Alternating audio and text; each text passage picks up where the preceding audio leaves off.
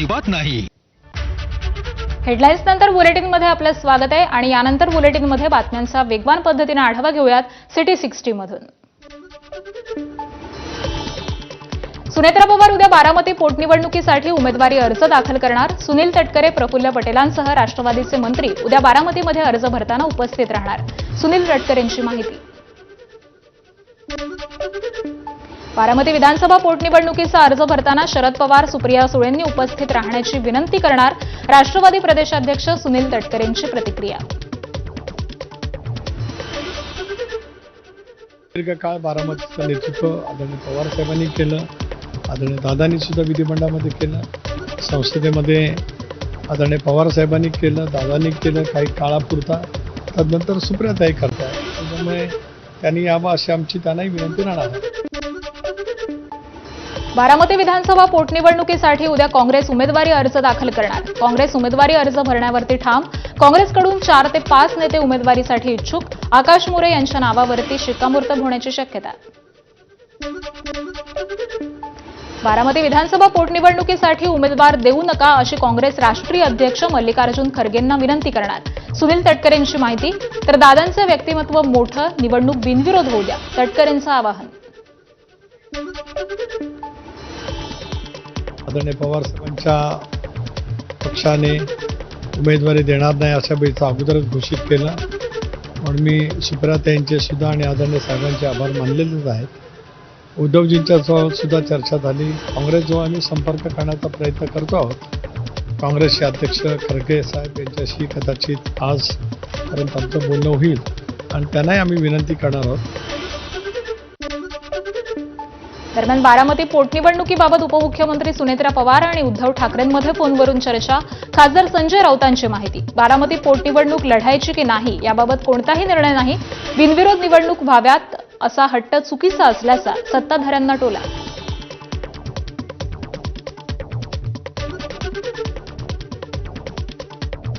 त्या काय महाविकास आघाडीचे उमेदवार नाही आहेत.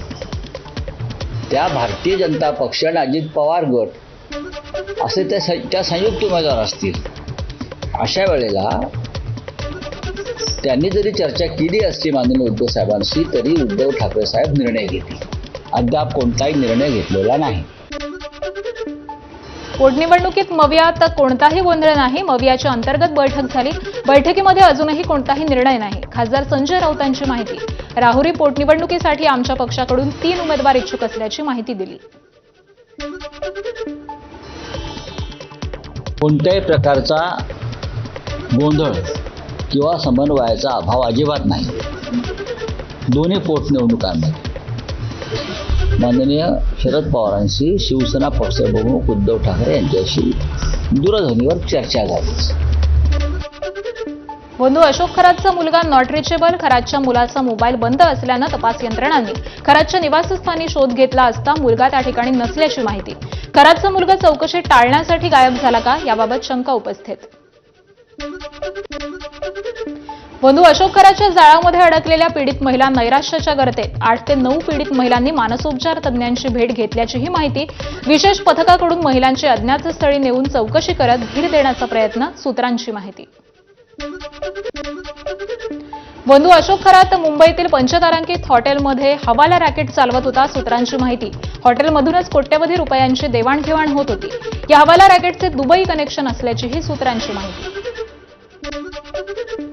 बंधू अशोक खरात प्रकरणामध्ये आता जमीन खरेदी विक्री एजंट ही एसआयटीच्या रडारवरती.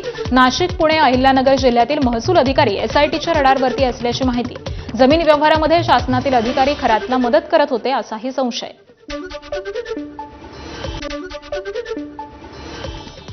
आणि बंधुबाबा अशोक खरात प्रकरणातली एक मोठी अपडेट जाणून घेऊयात. एका विशिष्ट तारखेला खरातनं अनेक पतसंस्थेमध्ये खातं उघडल्याची चर्चा आहे. त्या तारखेमागील रहस्य काय? पोलीस खात्यामध्ये हा चर्चेचा विषय ठरतोय.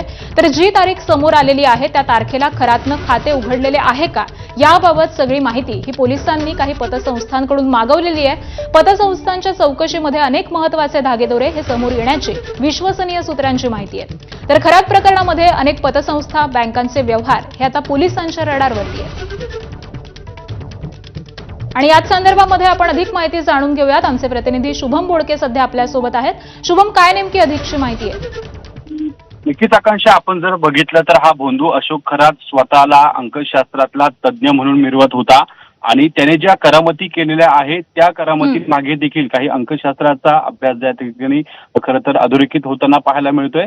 त्यांनी ज्या पतसंस्थेमधून काही त्याचे आर्थिक व्यवहार जे केलेले होते, त्या पतसंस्थेमध्ये ज्या आर्थिक व्यवहार करतानाच्या काही तारखा आहेत त्या विशिष्ट तारखा त्या ठिकाणी असल्याचं खरं तर तपासात समोर आलेलं आहे आणि त्या अनुषंगानं खरं तर पुढील जो तपास आहे तो याच्या ठिकाणं सुरू आहे. ज्या तारखा आहेत त्या तारखांच्या दिवशी एका दिवशी त्यांनी काही पतसंस्थेमध्ये स्वतःचे अकाउंट खोलले, काही डमी अकाउंट त्या ठिकाणी खोललेले होते आणि त्या सगळ्या अकाउंटच्या मागे जो गॅरंटेड आहे तो स्वतः हा भोंदू अशोक खरात आहे.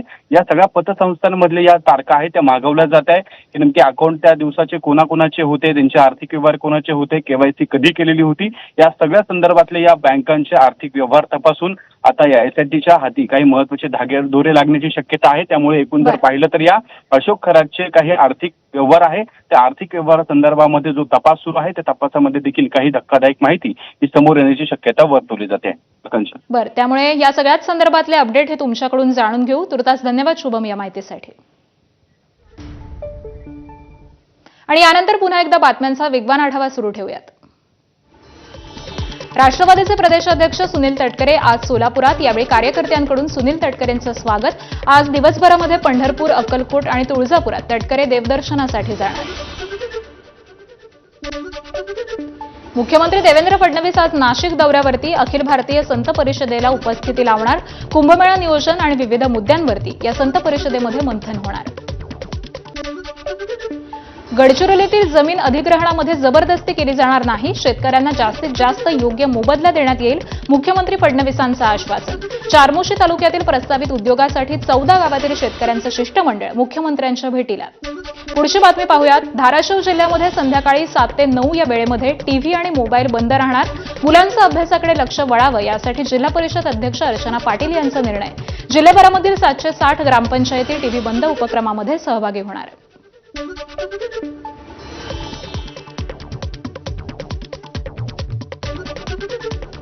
712 ग्रामपंचायती त्या या मुख्यमंत्री ग्राम समृद्ध योजनेमध्ये पार्टिसिपेट करतील. 7 वाजता ग्रामपंचायतीवर भोंगा वाजणार आणि सगळे टीव्ही त्या गावातले बंद आणि मोबाईल बंद करणारे, म्हणजे असं खेळचे गेमचे असं, आणि मुलं तिथं अभ्यास करणार अशी आमची संकल्पना आहे. ते महाराष्ट्र म्हणजे मुख्यमंत्री ग्राम समृद्ध योजनेअंतर्गत ते आम्ही क्लॉज लेखी त्यांना देणार आहे आणि हे होतंय का नाही हे मॉनिटर आम्ही करणार.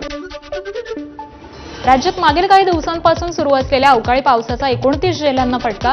राज्यभरामध्ये जवळपास 2,04,835 हेक्टर क्षेत्र हे बाधित.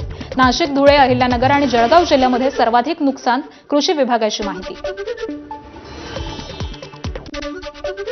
दक्षिण सोलापूर तालुक्यातील बसवनगर परिसरामध्ये गारपिटीचा तडाखा. हातातोंडाशी आलेलं टोमॅटोचं पीक उद्ध्वस्त. शेतकऱ्यांच्या अडचणीत वाढ.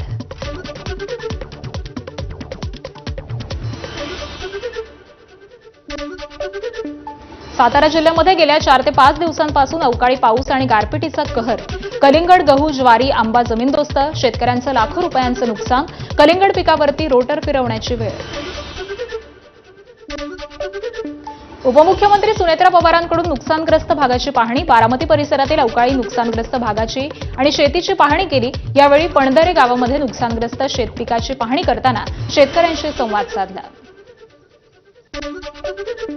नाशिकमध्ये किरकोळ कारणामधून शालेय विद्यार्थ्यांमध्ये फ्रीस्टाईल हाणामारी. हे सगळेच विद्यार्थी नाशिकच्या वडाळा परिसरातील एका शाळेमध्ये 8वी आणि 9वीच्या वर्गामध्ये शिकत असल्याची माहिती आहे. या हाणामारीचा व्हिडिओ व्हायरल होतोय.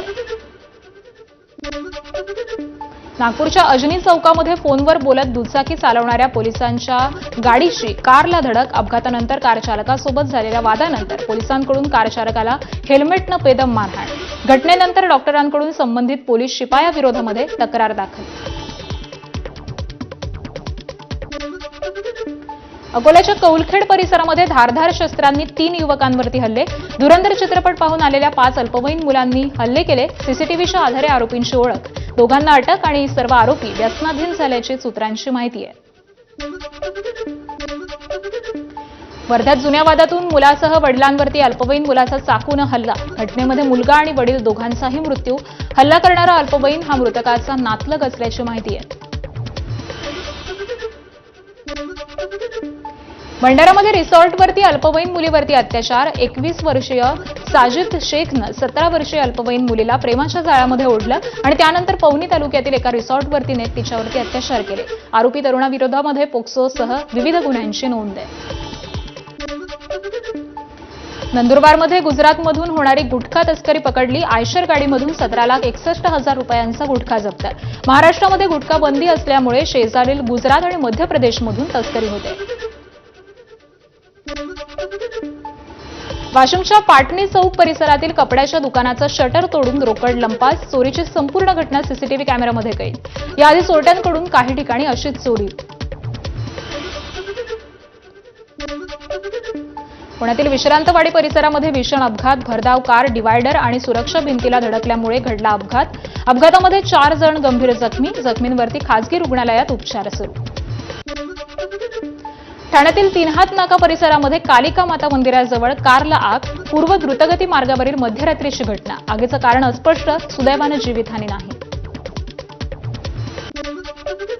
अकोल्याच्या अकोट ग्रामीण पोलिसांकडून हातभट्टी दारू बनवण्याचा अड्डा पूर्णपणे उद्ध्वस्त. गावठी दारू बनवण्याचं साहित्य आणि मोहाच्या दारूचा साठाही नष्ट. एकाच दिवसामध्ये 5 ठिकाणी कारवाई केली आहे. बीड तालुक्यातील लिंबागणेश गावाला पाणीपुरवठा करणाऱ्या विहिरीतील मोटारच्या वायरची सलग 2दा चोरी. त्यामुळे गावचा पाणीपुरवठा खंडित. ग्रामस्थांकडून संताप व्यक्त. गडचिरोलीमधील पेरमिली तलवाडा जंगल परिसरामध्ये वणवा. मौल्यवान वनसंपदेचं मोठं नुकसान. आलापल्ली भामरागड मुख्य मार्गावरील जंगलाला संध्याकाळी भीषण वणवा लागला. वनविभागाचं मात्र दुर्लक्ष.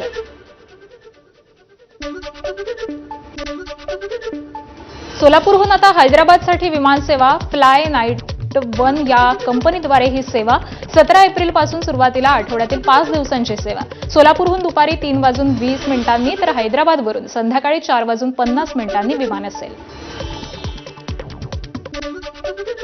साताऱ्यातील पाटणमध्ये कोयना दौलत डोंगरी महोत्सव. भव्य लेझर आणि ड्रोन शोचं उपस्थितांची मनं जिंकली. अत्याधुनिक तंत्रज्ञानाचा वापर करत आकाशामध्ये साकारलेल्या महापुरुषांच्या विविध प्रतिमा तर छत्रपती शिवाजी महाराजांची प्रतिमा देखील लक्षवेधी ठरली. पुढील 5 दिवस हा लेझर शो सुरू राहणार आहे. पाटण्यातील लेझर शोमधून महापुरुषांसह राजकीय नेत्यांच्या प्रतिमांनी देखील आकाश उजळून निघालं. मुख्यमंत्री देवेंद्र फडणवीस आणि दोन्ही उपमुख्यमंत्र्यांच्या प्रतिमा ड्रोनच्या माध्यमामधून आकाशात. लोकनेते बाळासाहेब देसाई यांची प्रतिमा पाहून उपस्थितांमध्ये समाधान व्यक्त.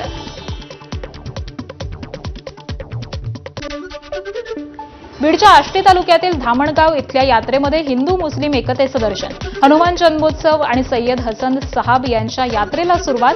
नेपाळ आणि उत्तराखंडच्या पैलवानांची कुस्ती पाहण्यासाठी ग्रामस्थांची मोठी गर्दी.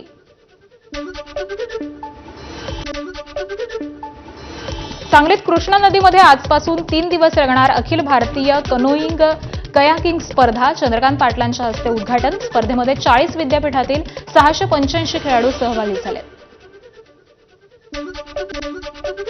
नाशिकच्या नांदगाव तालुक्यातील ग्रामदैवत असलेल्या एकविरा माता यात्रोत्सवानिमित्त कुस्ती स्पर्धेचं आयोजन. मनमाडचा संग्राम गिडगे नांदगाव केसरी ठरला. पंजाबच्या रितेश शर्माचा पराभव केलाय. सह्याद्री व्याघ्र प्रकल्पाचा भाग असलेल्या कोल्हापूरच्या राधानगरी अभयारण्यामध्ये नव्यानं राणूची वाघाची नोंद. वाघाची संख्या 10 वरती. आता रायबा, सरदार आणि राणूची वाघांना वाघिणीची साथ हवी आहे. वाघिणी स्थलांतरित करून आणल्यास पर्यटनाला चालना मिळणार आहे. पुणे महानगरपालिकेकडून शहरातील धोकादायक झाडांचं सर्वेक्षण. गुरुवारच्या 2 तासांच्या पावसानं शहरामध्ये 82 ठिकाणी झाडं पडल्याच्या घटना. पावसामध्ये झाड कोसळल्यानंतर महिलेचा बळी गेल्यानंतर महापालिकेकडून मोहीम सुरू. मुंबई महानगरपालिकेकडून स्टेशनरी खरेदीमध्ये कोट्यवधींची उधळण. पुढील 2 वर्षांसाठी 72 प्रकारच्या स्टेशनरी वस्तूंच्या खरेदीसाठी 3,86,00,000च्या निविदेस मंजुरी.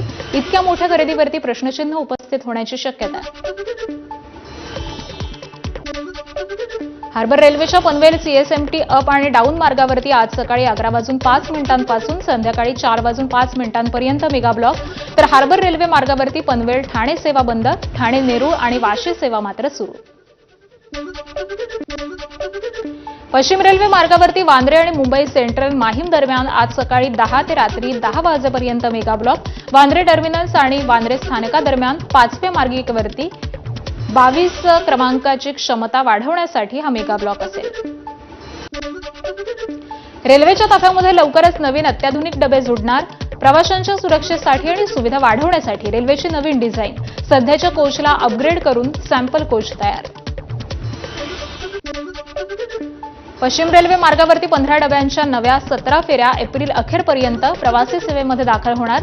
तर विलेपार्ले सांताक्रूज फलाटांची लांबी वाढवली जात असून लवकरच धीम्या मार्गावरती देखील प्रवाशांना 15 डबे लोकलची सेवा ही मिळणार आहे. देशभरातील लोकसभा मतदारसंघाचा विस्तार होणार. लोकसभेच्या जागा 543 वरून 881 पर्यंत वाढवण्याचा प्रस्ताव. 2011च्या जनगणनेच्या आधारावरती मतदारसंघांची पुनर्रचना केली जाईल. महिलांना संसदेमध्ये 33% जागा देणारं विधेयक 16 एप्रिलला मांडणार. 16 ते 18 एप्रिल दरम्यान विशेष अधिवेशन बोलावून कायदा मंजूर करून घेणार. पंतप्रधान मोदींची केरळमधल्या प्रचारसभेमध्ये घोषणा. हिमालयाच्या उत्तुंग डोंगर रांगांच्या भागामध्ये जोरदार हिमवृष्टी. मनालीला जोडणारा अटल टनेल बंद. हिमाचल प्रदेश काश्मीरला जोडणारा जुना मुघल रोड देखील बंद. तर जम्मू आणि काश्मीर यांना जोडणारी पीर की गली ही खिंड देखील बंद आहे. तीर्थक्षेत्र केदारनाथमध्ये जोरदार बर्फवृष्टी. उत्तराखंड, हिमाचल प्रदेश आणि काश्मीरातील हिमालयांच्या डोंगर रांगांमध्ये मोठ्या प्रमाणात बर्फवृष्टी. अभिनेते राज कपूर यांच्या 100 वर्ष जुन्या हवेलीची भूकंपात पडझड. पाकिस्तानच्या पेशावर प्रांतातील हवेलीची पडझड. या वास्तूला पाकिस्ताननं 2016 मध्ये राष्ट्रीय वारसा म्हणून घोषित केलं होतं. वाघ्या मुरळीची पारंपरिक संस्कृती, संगीतमय गोष्ट आणि एका स्त्रीचा संघर्ष रंगवणाऱ्या फुला चित्रपटाचा ट्रेलर प्रदर्शित. 17 एप्रिलला चित्रपट प्रेक्षकांच्या भेटीला येतोय.